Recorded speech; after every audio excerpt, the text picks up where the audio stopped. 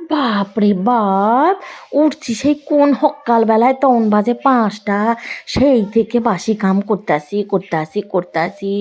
তারপরে বাসি কাম শেষ কইরা চান করে পুজো দিতে দিতে এমন জোর খিদা পাইছে, মনে হইতাছিল যে আমি বোধহয় মুখ থুবড়া পড়ে গিয়ে যাব।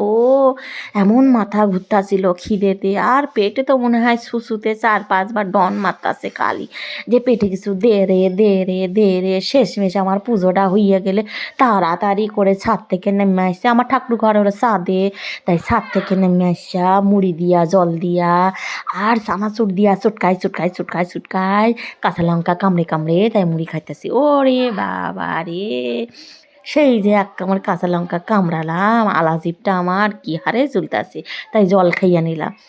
এমন মনে হইতেছিল গোগ্রাসে গিলে, কিন্তু গোগ্রাসে গিলুম কেমনে?